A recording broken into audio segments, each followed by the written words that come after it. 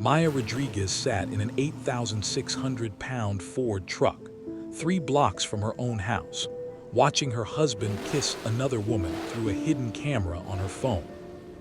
Put the vehicle in drive. Seconds later, 2 people were dead. This is the story of a commercial airline pilot who spent 12 years mastering the physics of flight: velocity, mass, impact force. Used that knowledge for something else entirely. A 36-year-old woman. A decorated professional. A mother. And one decision that turned her living room into a crime scene. The cameras Maya installed to catch her husband cheating did more than expose his affair. They captured every second of her planning. Every search, every calculation, every cold, methodical step toward what she called a solution. By the time police arrived, she was already sitting on the curb, hands on her knees, waiting to be arrested. Didn't run. Didn't cry. Just said, "I know what I did." But here's what the news reports won't tell you. What Maya discovered on those cameras wasn't just infidelity. It was something worse. A conversation between her husband and his lover that revealed they weren't just having an affair. They were planning to take everything from her. This is the story of how betrayal becomes a weapon, and how 6.2 seconds can destroy 3 lives forever. Maya Rodriguez's Boeing 737 touched down at Phoenix Sky Harbor at 11:42 p.m. 3 days in Boston, red-eye flight back, her body ached for sleep. But the moment she pulled into the driveway of 8842 Desert Bloom Court, exhaustion vanished. Marcus's Range Rover sat at an odd angle, too far from the garage, like he'd parked in a hurry. The porch light was off. He always left it on when she flew nights. Inside, the house felt wrong. Not messy, not robbed. Staged. Marcus appeared from the kitchen, athletic build, tight smile. "Hey babe, how was Boston?" The kiss he gave her felt rehearsed, mechanical. Maya's pilot training kicked in. She was wired to notice details others missed. Anomalies, deviations from pattern. The crystal wine glass in the sink, they only used those for anniversaries.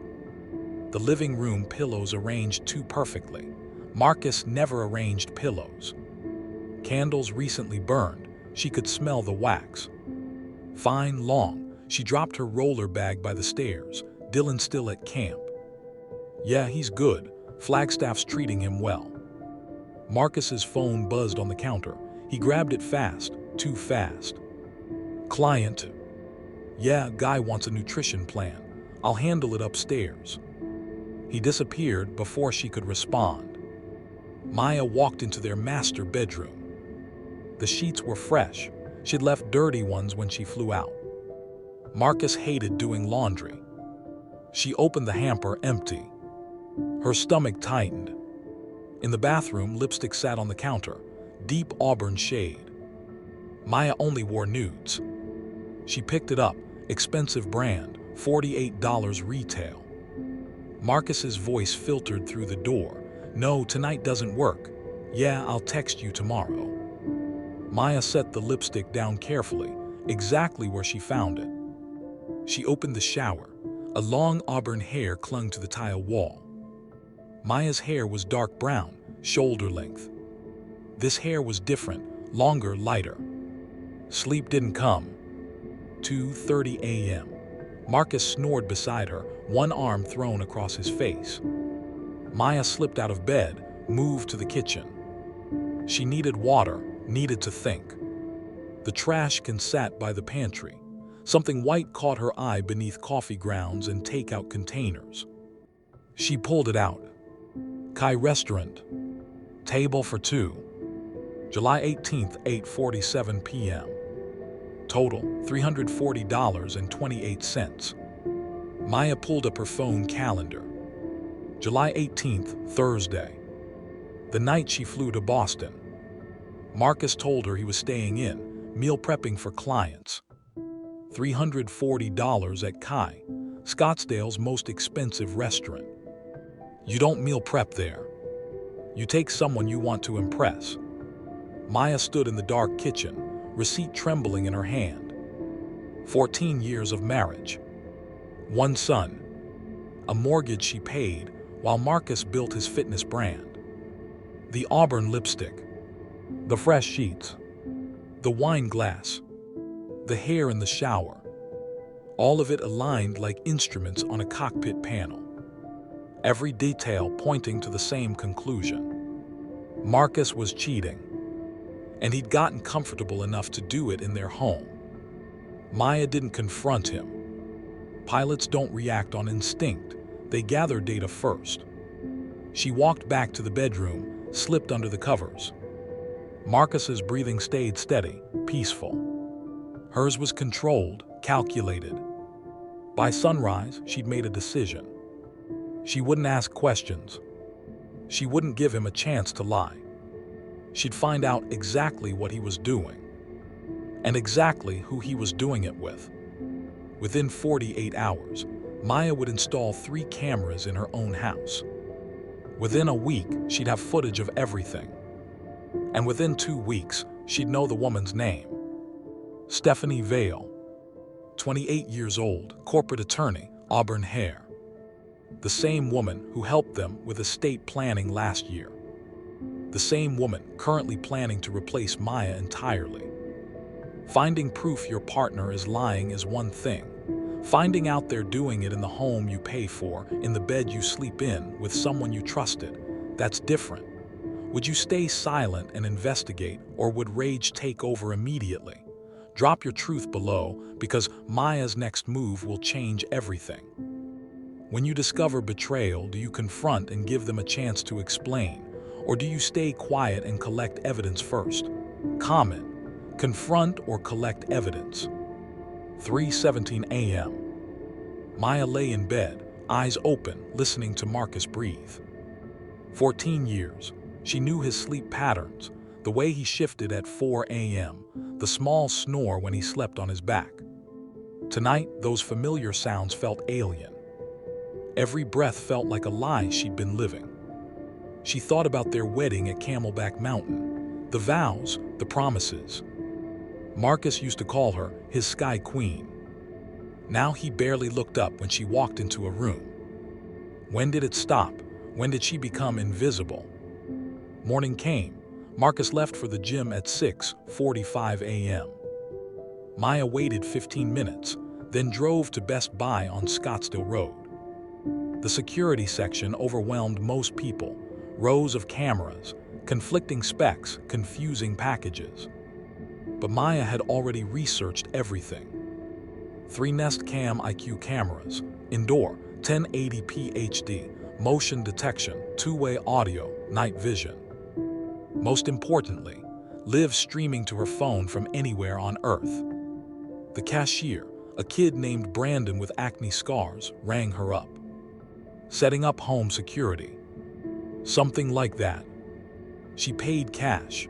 No paper trail to the credit card Marcus monitored. Maya worked fast. Camera 1, living room. She positioned it inside a decorative succulent arrangement on the bookshelf. Lens angled toward the couch and bay window. Power cable hidden behind books. The couch, their anniversary gift 3 years ago. Restoration hardware, $3,200. She remembered picking it out together, laughing about spending that much on furniture. Now it felt like evidence waiting to be documented. Camera 2, hallway. Outside the master bedroom, wide angle, captured anyone going upstairs. She mounted it inside a decorative wall sconce, lens behind frosted glass. Camera 3, kitchen. Positioned on top of the cabinet, angled down toward the island and back door. Every entry point covered. Every room where conversations happen. By 10:30 a.m., all 3 cameras were live, synced to a burner email Marcus would never find. She tested the app, crystal clear feeds, motion alerts set. Her phone buzzed. Marcus done at gym, grabbing smoothie, need anything. Maya looked at the living room feed, empty, quiet. Maya, I'm good, see you soon. She deleted the message thread, closed the app. 2 days later, Maya's schedule posted. Flight 2847, Phoenix to London Heathrow. 4-day assignment, departure July 23rd, return July 27th. Perfect. She told Marcus over dinner, Chinese takeout, minimal conversation. London again. Yeah, back Sunday night.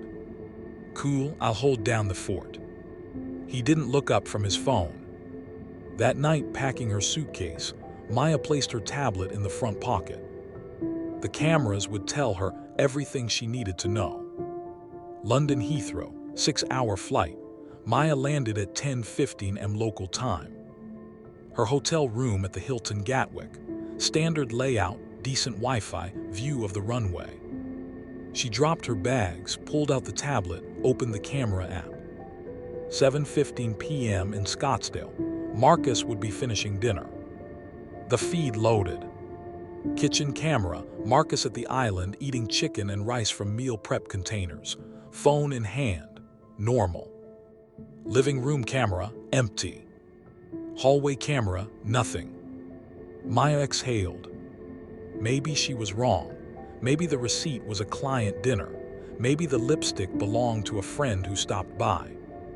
Maybe. The next evening, 7:00 p.m. Arizona time, Maya logged in from her hotel. Kitchen feed, Marcus cleaning. Not normal cleaning, deep cleaning. Wiping down counters he never touched, sweeping floors, taking out trash. He moved to the living room. Fluffed pillows, adjusted the coffee table, lit candles, the expensive ones from their anniversary. Then he went upstairs. Maya switched to the hallway camera. He emerged 10 minutes later in fresh clothes, button-down shirt, cologne. For who? Marcus checked his watch, paced, checked his phone. Waiting. 7:47 p.m. The kitchen camera caught it first. Front door opening. A woman stepped inside. Tall, late 20s, auburn hair in loose waves, designer navy suit, heels that clicked on the tile. Leather briefcase in one hand, bottle of wine in the other. Marcus met her in the entryway. They didn't shake hands. They embraced. Not a polite hug, a familiar one. His hand on the small of her back, her head tilted into his shoulder. They held it for 5 seconds. Maya's hands went cold. The woman pulled back, smiling. Marcus took the wine, led her toward the living room. Maya switched cameras. They sat on the couch close, knees almost touching. Marcus opened the wine, poured 2 glasses, the crystal ones. The woman laughed at something he said, touched his arm. Maya zoomed in on her face. Recognition hit like turbulence. Stephanie Vale, the corporate attorney who handled their estate planning last year.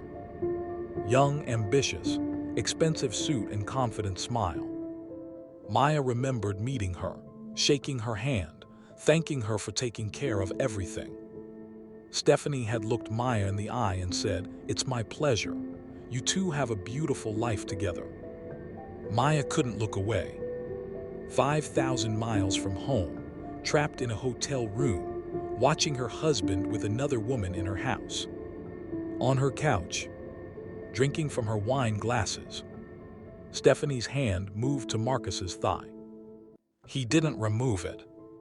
They talked, laughed, leaned closer. At 9:23 p.m., Stephanie kissed him. Marcus kissed back. No hesitation, no guilt. Like they'd done it 100 times before. Maya's training took over. Document everything. She screen recorded the feed, took screenshots, noted timestamps. 7:47 p.m. Stephanie arrives. 8:02 p.m. wine opened. 8:34 p.m. physical contact initiated. 9:23 p.m. first kiss. Her hands shook, but she kept recording. At 10:15 p.m. they stood, moved toward the stairs. The hallway camera caught them heading up. Toward the master bedroom. Toward the bed Maya slept in. She switched off the tablet. Couldn't watch anymore. Maya sat on the hotel bed, staring at nothing. Her phone buzzed. "Marcus, miss you, babe. Can't wait till you're home, read." She checked the camera timestamp. He sent it at 10:19 p.m. 4 minutes after taking Stephanie upstairs. The casual cruelty of it made her stomach turn. He was texting her while with someone else, in their bed. Maya didn't respond. She opened her laptop instead. Typed into Google, Arizona divorce laws infidelity. Community property state cheating spouse. How to protect assets during divorce. Then other searches, darker ones. Crime of passion versus premeditated. Arizona sentencing guidelines. Vehicle impact force calculations. She stared at that last search for a long time, then cleared her history. But the thoughts remained. Maya landed in Phoenix on Sunday night. Marcus picked her up at the airport, kissed her cheek, asked about London. She smiled, said it was fine. In the car, he talked about his week, the gym, his clients, meal prep. He didn't mention Stephanie. Didn't mention the wine. Didn't mention anything. Maya watched him drive, his hands on the wheel, wedding ring glinting under streetlights. Those hands had touched someone else. In her home. In her bed. And now he sat beside her, acting like nothing happened. She didn't say a word. Just calculated. Planned. Waited. Over the next week, Maya reviewed every second of footage. Stephanie visited 3 more times. Each visit longer than the last. Each one more intimate. But it was the audio from the 4th visit that changed everything. The conversation Maya heard made betrayal look like mercy. Because they weren't just having an affair. They were planning Maya's entire life's destruction. And they had no idea she was listening. Watching your marriage fall apart through a screen while you're thousands of miles away, completely powerless to stop it, then coming home and pretending everything's normal while your partner lies to your face. How long could you keep that act going before you exploded? Comment below, because what Maya hears next will justify everything that comes after. If your spouse is cheating in your own home, in your own bed, while you're working to pay the bills, do they deserve a warning before you act? Comment, warning or no warning. Maya booked another flight assignment. Flight 1683, Phoenix to Seattle. 3 days, departure August 2nd. She told Marcus over breakfast. Seattle again. He didn't look up from his protein shake. Yeah, last-minute coverage. I leave Friday. Cool, I'll probably hit that new gym in Tempe while you're gone. Marcus smiled, kissed her forehead, grabbed his keys. The door closed behind him. Maya didn't move. She had no Seattle assignment. She'd called in sick, told her supervisor she needed personal days. Friday morning, she packed her roller bag like always, hugged Marcus goodbye. Drove to the airport, then kept driving. Past Sky Harbor, past Tempe, into a neighborhood she'd never been to.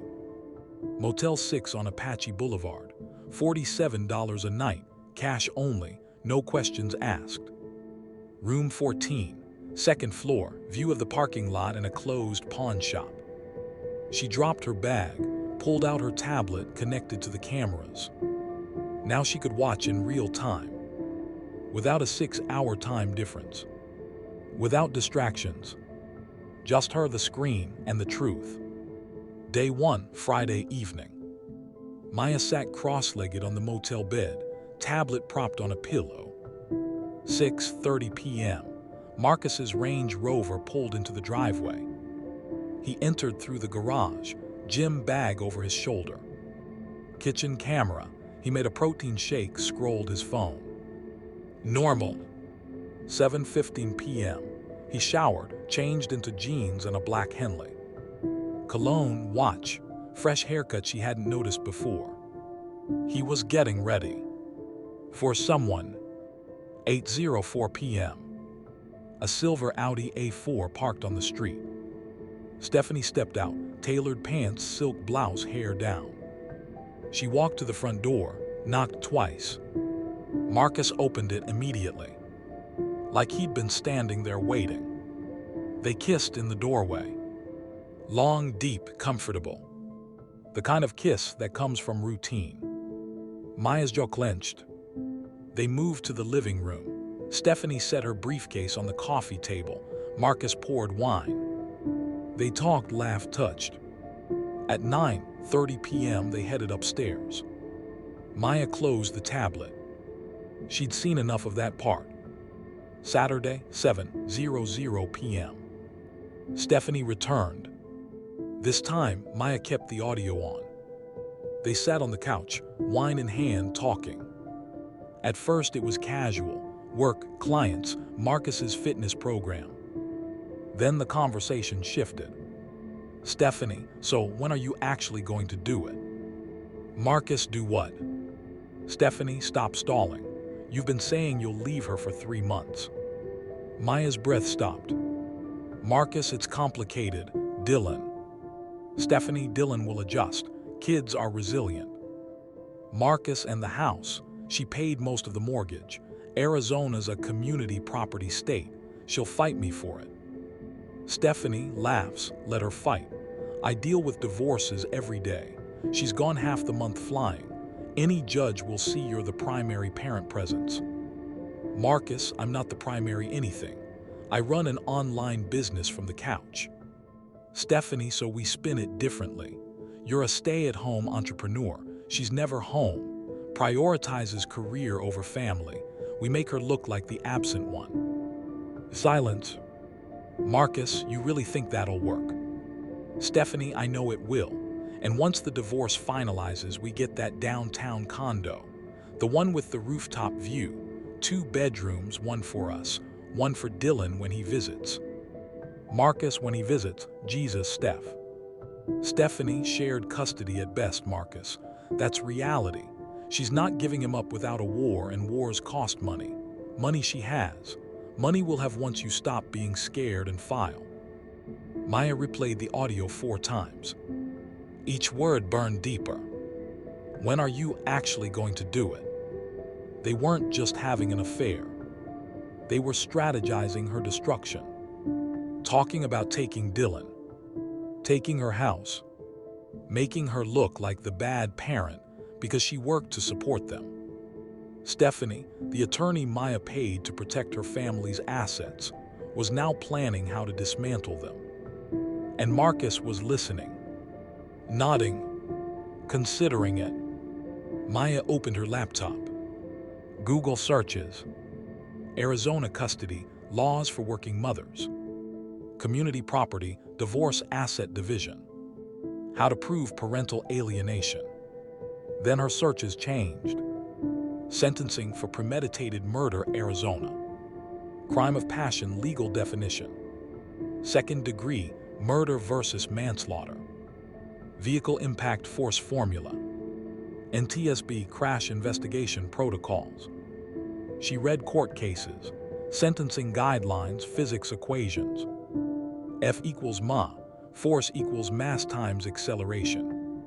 She calculated the weight of Marcus's Range Rover, 5,200 pounds. Not enough. She calculated the weight of her Cessna 172, 2,450 pounds. Not enough. She needed something bigger, heavier, unstoppable. Sunday morning.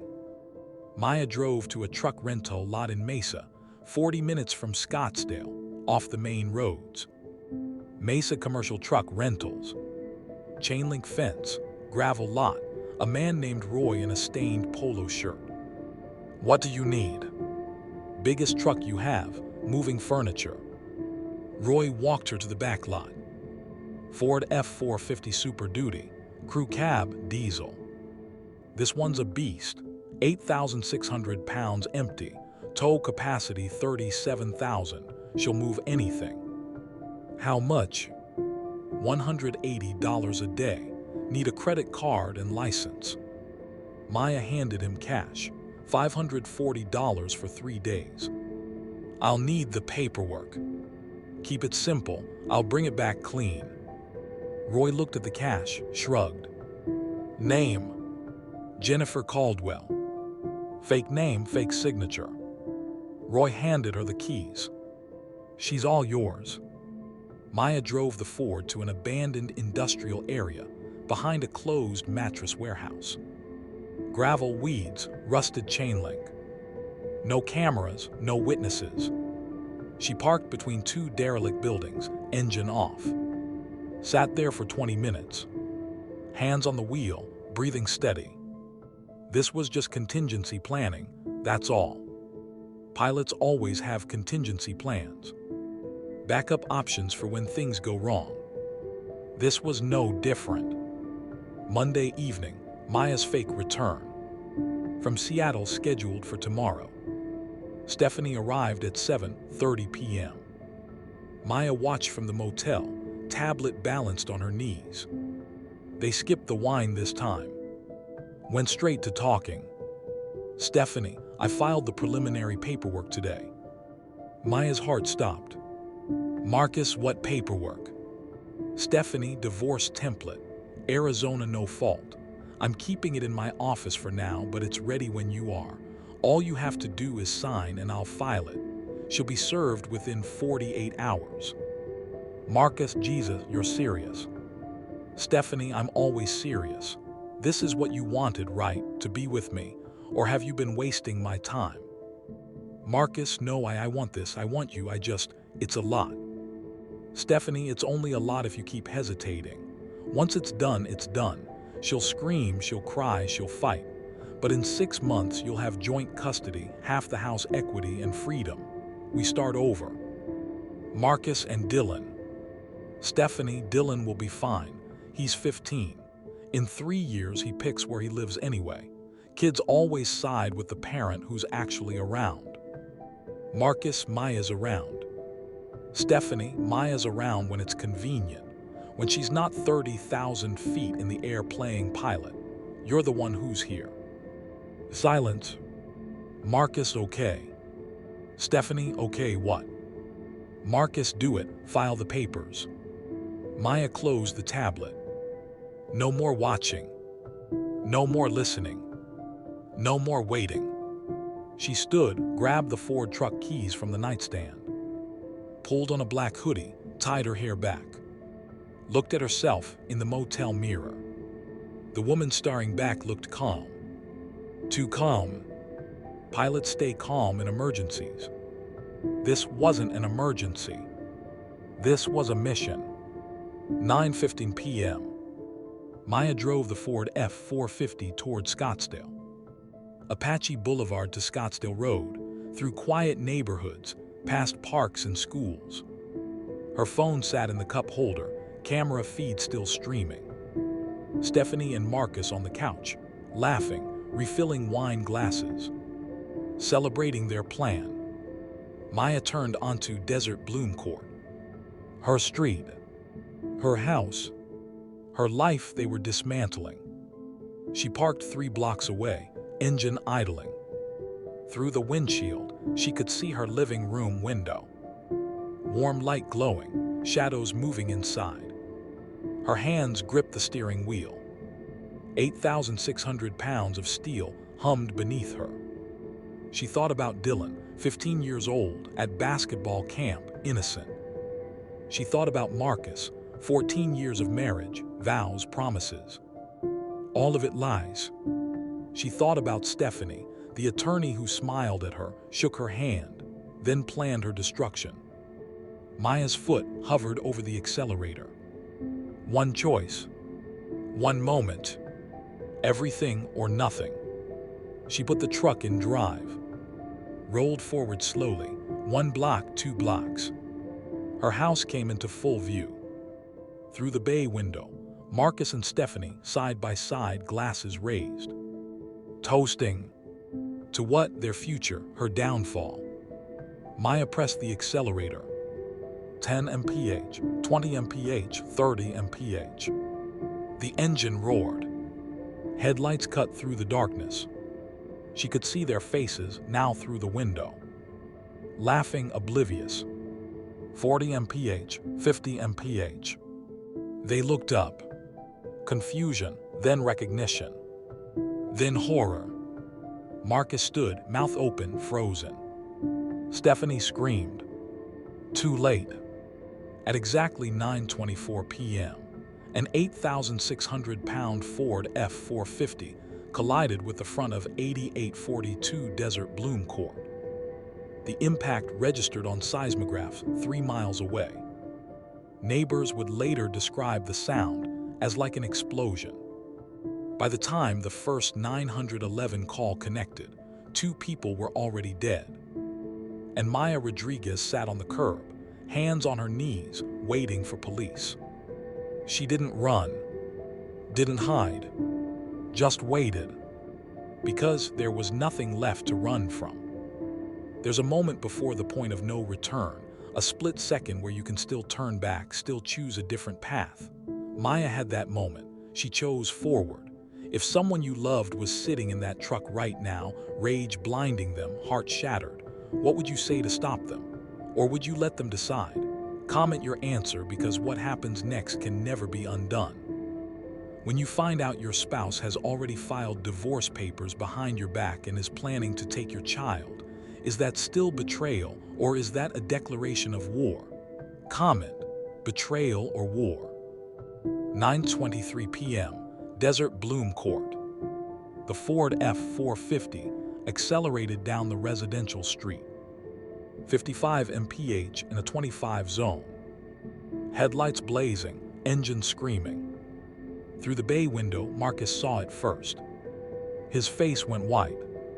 He grabbed Stephanie's arm, yanking her toward him. She turned, saw the truck. Her wine glass fell, shattered on the hardwood. 3 seconds to impact. Marcus pulled Stephanie toward the hallway, wrong direction. 2 seconds. They weren't going to make it. 1 second. Stephanie's scream cut through the night. Then collision. The Ford's reinforced front grille hit the house at 57 mph. The stucco exterior exploded inward, chunks of concrete, wood framing, insulation. The bay window shattered into 10,000 fragments. Support beams snapped like toothpicks. The couch $3, 203-year anniversary gift, crushed beneath 8,600 pounds of steel. The truck's momentum carried it 15 feet into the living room before the frame buckled enough to stop it. The dining room wall collapsed. Part of the second floor sagged, drywall raining down in clouds of white dust. Electrical wires sparked, a gas line hissed. The crash echoed through the neighborhood like thunder. Car alarms triggered on 3 surrounding streets. For 5 seconds, nothing. Just the hiss of the radiator, settling debris, distant car alarms. Then the screaming started. Not from inside the house. From outside. Neighbors flooded onto their lawns. Don Patterson, retired firefighter, 2 houses down. He ran toward the destruction, phone already dialing 911. Patricia Nunez across the street grabbed her teenage daughter, pulling her back. Stay inside. Stay inside. The Chens next door stood frozen on their porch, hands over their mouths. More phones, more calls. There's been an accident. A truck drove into a house. Send everyone now. Inside 8842 Desert Bloom Court, the scene was carnage. The Ford sat embedded in the wreckage, engine still running, headlights cutting through dust and smoke. The living room unrecognizable. Furniture obliterated, family photos shattered, the bookshelf with the hidden camera destroyed. And beneath the truck's front axle, 2 bodies. Marcus Rodriguez, 40 years old, fitness influencer, husband, father. Stephanie Vale, 28 years old, corporate attorney, someone's daughter. Both motionless, limbs at unnatural angles, buried under debris and steel. The crystal wine glasses lay in pieces around them. Red wine mixed with red blood on the tile floor. The driver's side door opened. Maya Rodriguez stepped out. No stumbling, no panic. She moved with the same precision she used in a cockpit. Boots crunching on broken glass, dust covering her black hoodie. She walked around the front of the truck, surveying the damage. Looked at the bodies. No tears. No screams. Just empty. Don Patterson reached the scene, paramedic training kicking in. Ma'am, are you hurt? Maya didn't respond. She walked past him, past the wreckage, to the curb. Sat down, placed her hands on her knees. Stared straight ahead. Patricia Nunez watched from her porch, phone recording. She's just sitting there. She's not crying. She's not moving. She's just sitting. The 911 operator. Ma'am, is she injured? I don't know. I don't think so. She walked out of the truck like nothing happened. Don Patterson knelt beside the wreckage, checking for pulses. Marcus, none. Stephanie, none. He stood, shook his head at the gathering crowd. They're gone, both of them. Gasps, crying, someone's voice, oh my God, oh my God. Maya didn't react. Just sat on the curb, hands on knees, breathing steady. Waiting. 9:31 p.m., 7 minutes after impact. Scottsdale PD rolled up, 4 units, sirens wailing. Officer Lisa Chen stepped out first, assessing the scene. The house destroyed. The truck embedded. The crowd growing. And on the curb, a woman in a black hoodie sitting calmly, covered in dust. Chen approached slowly, hand near her weapon. Ma'am, I need you to stand up. Maya looked up, made eye contact. I know what I did. Her voice flat, emotionless. Chen radioed for backup. I need detectives here, now. She gestured for Maya to stand, hands where I can see them. Maya complied, slow movements, no resistance. Chen patted her down. No weapons, just a phone in her pocket and truck keys. What's your name? Maya Rodriguez. Do you live here? Yes. Whose truck is that? Mine, rental. Why did you drive it into your house? Maya looked at the wreckage, at the bodies visible through the broken wall. They deserved it. Chen cuffed her, read her rights. You have the right to remain silent. Anything you say can and will be used against you. Maya didn't resist, didn't speak. Just stood there, wrists behind her back, listening. The crowd watched in silence. Patricia whispered to her daughter, that's Maya. She's a pilot. I've known her for 6 years. Why would she? I don't know, Mija, I don't know. Chen guided Maya toward the patrol car. As they passed the wreckage, Maya glanced once at the bodies. No expression. No regret. Just acknowledgement. Then she looked away. Fire trucks arrived, ambulances, more police. Fire Chief Robert Kim assessed structural stability. We can't pull them out yet. The second floor could collapse. Paramedics waited. Nothing to do. The victims were beyond help. Crime scene tape went up, yellow plastic cutting through the night. Floodlights illuminated the destruction. Photographers documented every angle. The Nest camera, the one Maya installed in the living room, lay crushed beneath the truck's tire. But the footage was already uploaded. Cloud storage. Everything documented. The affair, the planning, the impact. All of it saved. All of it evidence. In the back of the patrol car, Maya's phone buzzed. Chen pulled it from the evidence bag. Caller ID, Dylan Rodriguez. She showed it to Maya through the partition. Your son. Maya nodded.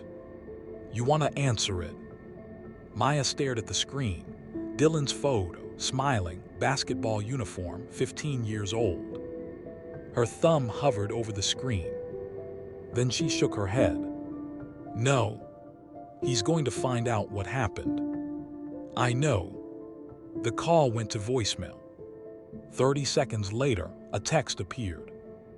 Dylan, hey mom, when you visiting camp? Coach says Parents' Day is Saturday. You coming? Maya closed her eyes. Jen put the phone away. Scottsdale Police Department, booking area.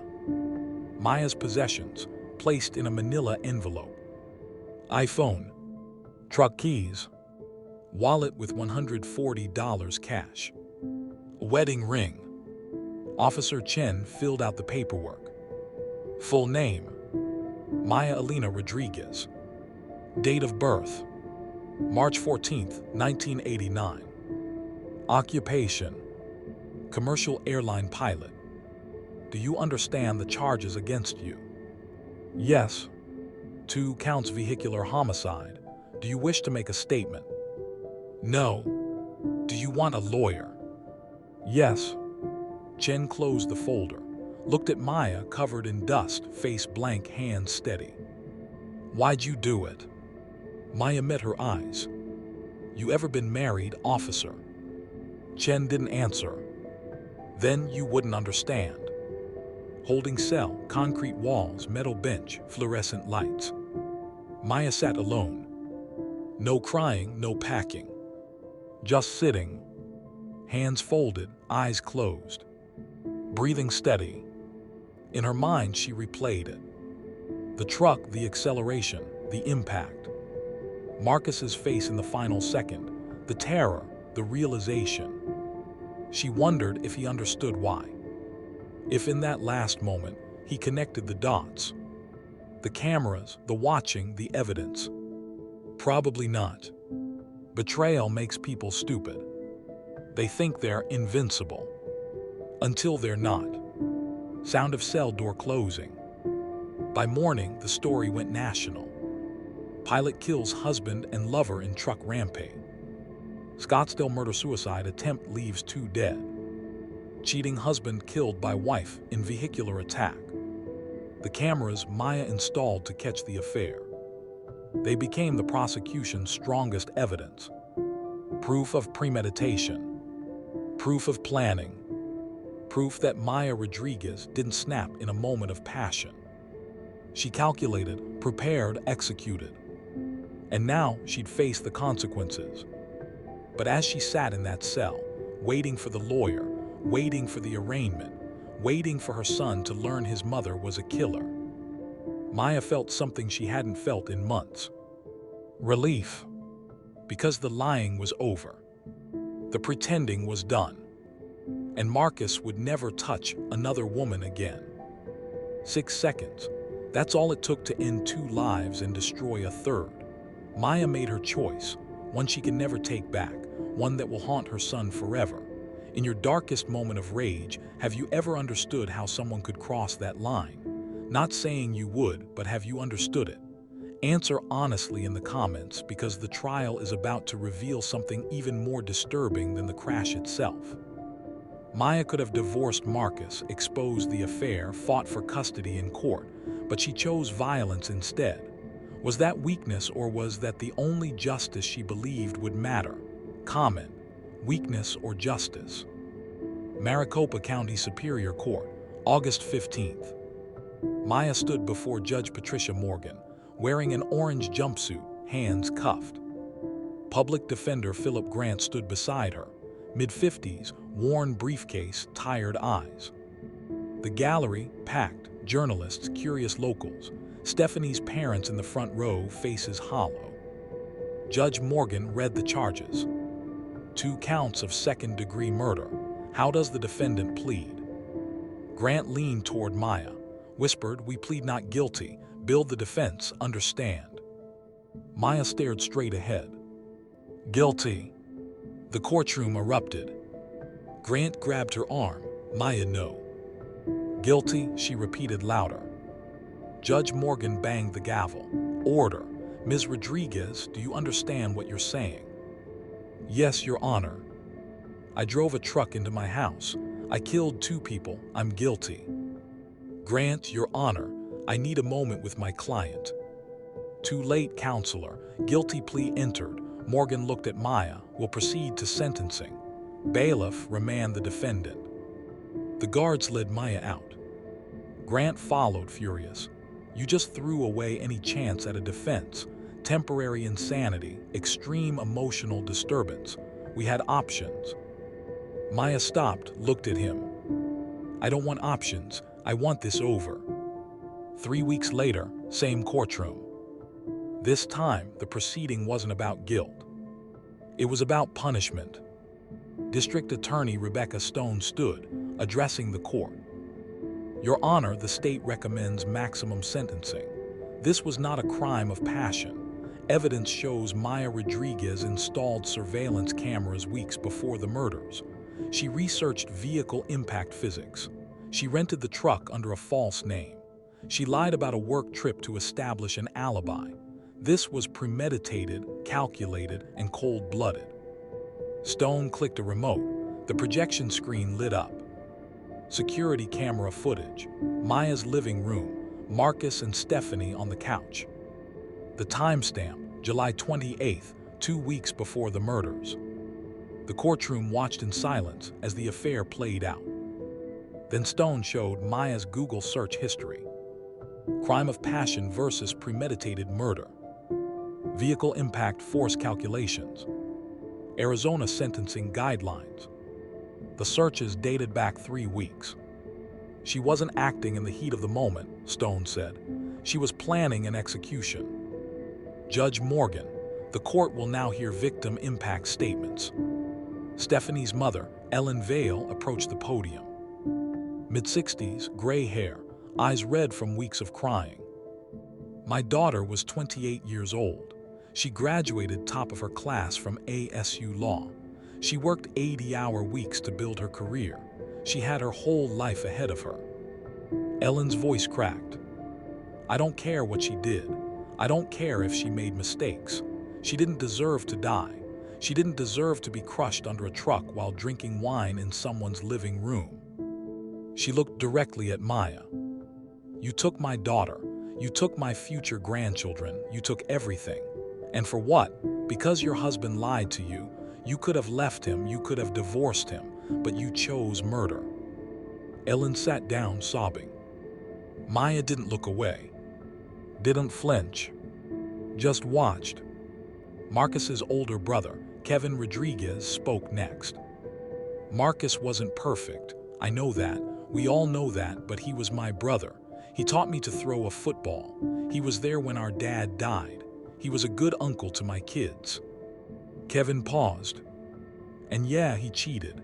He made a mistake, a terrible mistake, but he didn't deserve a death sentence for it. Maya could have walked away. She could have fought for custody, fought for the house, fought in court, but she didn't. She chose to play God. He looked at Maya. You orphaned your own son. Dylan lost both his parents that night.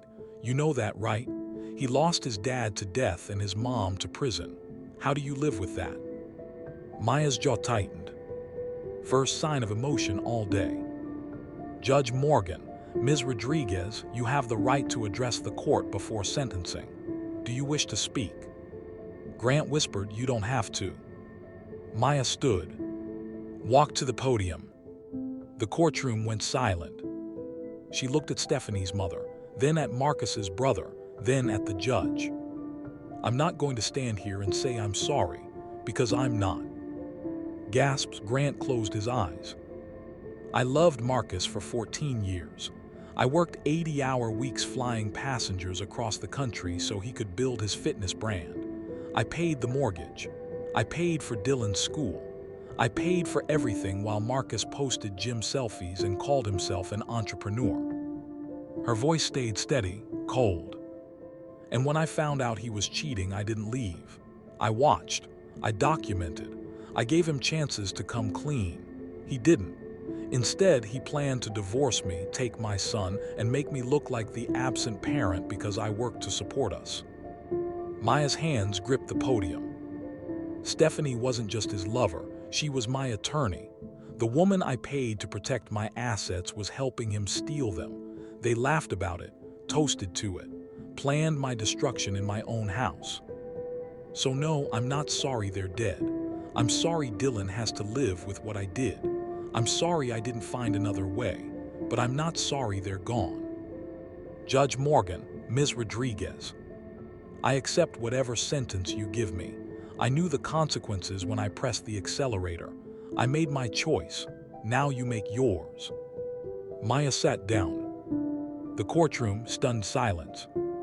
Judge Morgan removed her glasses, rubbed her eyes. Ms. Rodriguez, I've been on the bench for 19 years. I've seen crimes of passion. I've seen acts of desperation. I've seen people break under impossible pressure. She looked directly at Maya. This isn't one of those cases. You had time, you had options, you had resources, and you chose violence. Premeditated, calculated violence. Morgan opened the sentencing file. The state of Arizona finds you guilty of 2 counts of second-degree murder. The court sentences you to 40 years in the Arizona Department of Corrections, with eligibility for parole after 20 years. The gavel came down. Bailiff, remand the defendant. Maya stood, no reaction, no surprise. As the guards cuffed her, she glanced once at the gallery. Dylan wasn't there. He'd refused to come. Arizona State Prison Complex, Perryville, Women's Unit. Maya's cell, 8 by 10 feet, metal bed, small desk, toilet. Photos taped to the wall, Dylan at age 5. Dylan's first basketball game. Their family at the Grand Canyon. All from before. Maya taught GED classes to other inmates now. Literacy, basic math. Kept busy, kept focused. Didn't talk about why she was there. Most inmates knew anyway. The pilot who killed her cheating husband. Some respected it, others judged. Maya didn't care either. Tucson, Arizona. Dylan lived with his grandmother now, Maya's mother, Carmen. Small house, quiet neighborhood, different school, different life. Dylan's bedroom, pale blue walls, basketball posters, homework scattered on the desk. And on the dresser, a shoebox. Letters from Maya, dozens of them. She wrote every week. Dylan opened some, left others sealed. The guilt was too heavy, reading her words, hearing her try to explain. How do you forgive your mother for killing your father? How do you reconcile love with murder? Dylan sat on his bed, newest letter in hand. Postmarked 3 days ago. He opened it slowly. My dearest Dylan, I won't ask how you're doing because I know the answer. You're surviving. That's all anyone can expect right now. Today I taught a woman named Rosa to read. She's 46 and never learned. When she read her first full sentence, she cried. It reminded me of teaching you to read when you were 5. You were so proud of yourself. I know you probably don't want to hear about my life here. I know you're angry, you should be. What I did was unforgivable.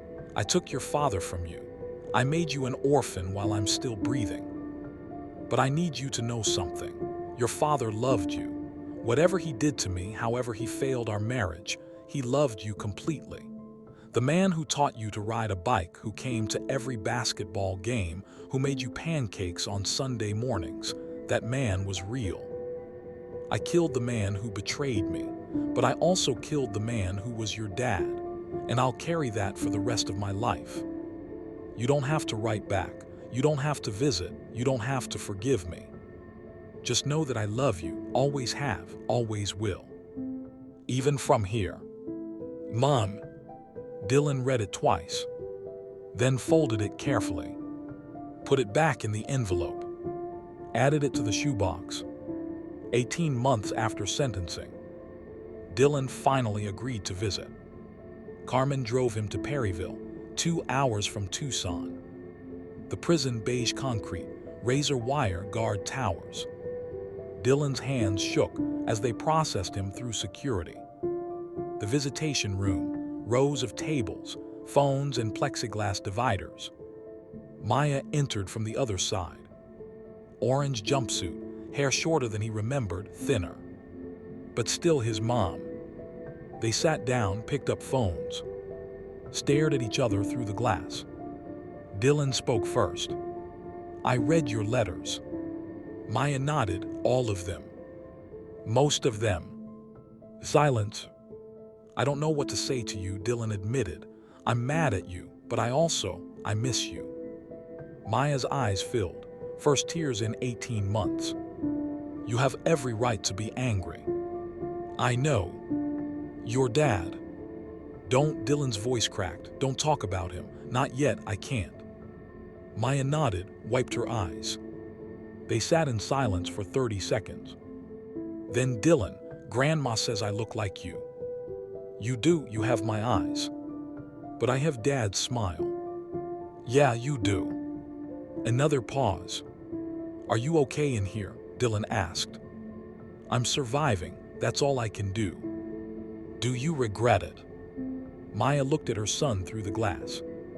The question she'd asked herself every night for 18 months. "I regret what it did to you. I don't regret that they're gone." Dylan absorbed that, nodded slowly. "I don't know if I can forgive you. I'm not asking you to. But I don't want to lose you either. I already lost Dad. I can't lose both of you." Maya pressed her hand against the glass. Dylan hesitated, then pressed his hand against hers from the other side.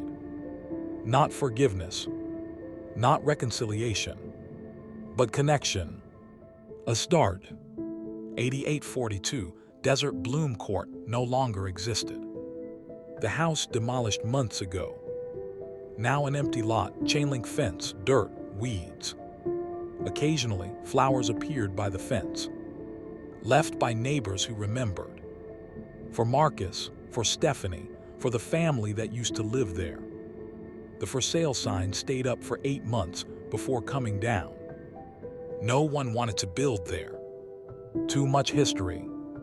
Too much pain. The lot sat empty.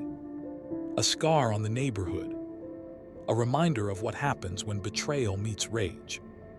Maya sat in her cell, writing another letter to Dylan. The prison yard beyond her window, women walking in circles, guards watching. She paused, pen hovering over paper. Thought about the life she had before. Flying, traveling, freedom. Thought about Marcus, the man she married versus the man he became. Thought about Stephanie, young, ambitious, dead at 28. Thought about the truck, the accelerator, the choice. If she could go back, would she? Would she choose differently? Maya didn't know. And maybe that was the most honest answer. She finished the letter, sealed the envelope, addressed it to Dylan. Then lay on her bunk, staring at the ceiling. 20 years until parole eligibility. Dylan would be 35 by then. Would he still visit? Would he still care? Would he still see her as his mother, or just as the woman who destroyed their family? Time would tell.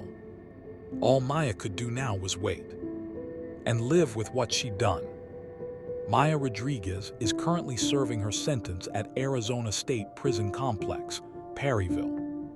She teaches literacy classes and works in the prison library. Dylan visits twice a year. Their relationship is complicated, fractured, but not completely broken. The cameras Maya installed to expose her husband's affair became the evidence that proved premeditation. Technology designed to reveal the truth ultimately sealed her fate. 8842 Desert Bloom Court remains an empty lot in Scottsdale. A memorial to 3 destroyed lives. 2 ended by violence. 1 ended by choice. Marcus and Stephanie never got their future together. Maya never got her revenge to feel like justice. And Dylan never got his parents back. In the end, betrayal claimed everyone. Some people died. Some people went to prison. But everyone lost. Maya's story isn't a cautionary tale about infidelity. It's about the exact moment when pain becomes something darker, when survival instinct turns into something unrecognizable. 3 lives destroyed, 1 decision, 6 seconds. The difference between Maya and any of us might just be 1 bad day, 1 devastating betrayal, 1 moment where the pain becomes too much. If someone you love is drowning in that kind of hurt right now, reach out, check in. Because the line between victim and criminal is thinner than any of us want to believe. What would you have done in Maya's position? Not what you think you should do. What would you actually do? Be brutally honest in the comments. Knowing everything, the affair, the planning to take Dylan, the attorney's betrayal, the mockery in Maya's own home.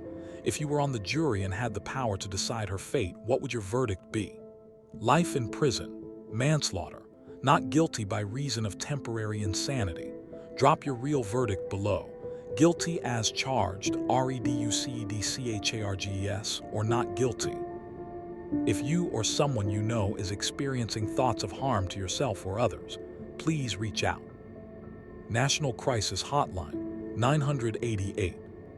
Domestic Violence Hotline, 1-800-790-97233. This story is fictional but based on real psychological patterns of betrayal trauma. If you're going through a difficult breakup or divorce, seek professional help. Violence is never the answer.